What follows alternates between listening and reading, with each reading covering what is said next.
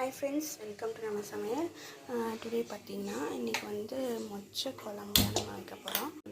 எண்ணெய் கொஞ்சம் ஊற்றிக்கலாம். கடுகு, சோம்பு, சீரகம், வெந்தயம் இது எல்லாமே நான் போட்டிருக்கிறேன். குருமிளகு என்ன போட்டுக்கோங்க, எனக்கு வேண்டாம், அதனால இதுக்கு நான் ஸ்கிப் பண்ணிடுறேன். நல்லா வந்து வணக்கிட்டுருங்க. நல்லா கலரும் கருவாப்பில், பச்சை மிளகாய் எல்லாமே போட்டு நல்லா வணக்கிக்கலாம். கீரை பொரியல் வந்து நல்லா வேக வச்சு எடுத்துக்கோங்க. ஒரு 10 விசில் வச்சு எடுத்துக்கோங்க. நைட்டே ஊற போட்டுங்க, அப்போ தான் நல்லா ஊறி வரும். கொஞ்சம் போட்டுக்கலாம். இதற்காக வந்து நான் கொஞ்சம் வந்து தண்ணி ஊற்றிக்கிறேன். நல்லா வேகட்டும். உருளைக்கிழங்கும் வந்து சிறு சிறுசாக எடுத்து வச்சுருக்கேன். உங்களுக்கு இதில் முருங்கைக்காய் வேணாலுமே போட்டுக்கலாம், உங்களுக்கு என்ன காய் தேவைப்படுதோ. ஆனால் மொச்சை குழம்புக்கு கத்திரிக்காய், உருளைக்கிழங்கு, முருங்கைக்காய் போட்டால் தான் நல்லாயிருக்கும். அதனால வந்து நான் நல்லா கட் பண்ணி வந்து நல்லா தேங்காய் போட்டு நல்லா வணக்கிட்டாச்சு.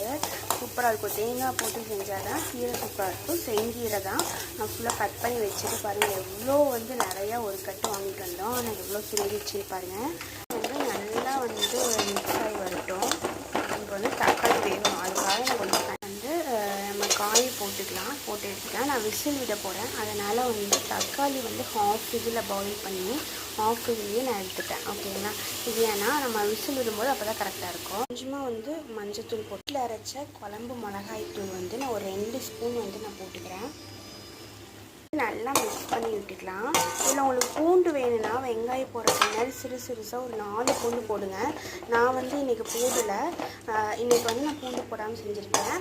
உங்களுக்கு வேணும் அப்படின்னா பூண்டு போட்டிங்கன்னா இன்னுமே சூப்பராக இருக்கும். இதை வந்து நம்ம ஊற வச்சுருந்தோம், அதை வந்து இப்போ இதில் ஊற்றிக்கலாம்.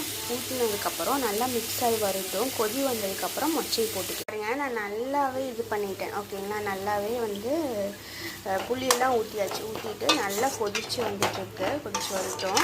அந்த ஸ்டேஜில் வந்து நம்ம எடுத்து வச்சு மொச்சை எந்த அளவுக்கு வந்துருக்குன்னு பார்க்கலாம். சூப்பராக இதில் வந்து கொஞ்சம் மொச்சை மட்டும் நான் அரைக்கிறதுக்காக எடுத்து மொச்சை அரைக்கிறதுக்கு தான் போதும். நான் வந்து இந்த கன்சிஸ்டன்சி வந்து தேங்காய்க்குள்ளே போட்டு அரைச்சிடுவேன்.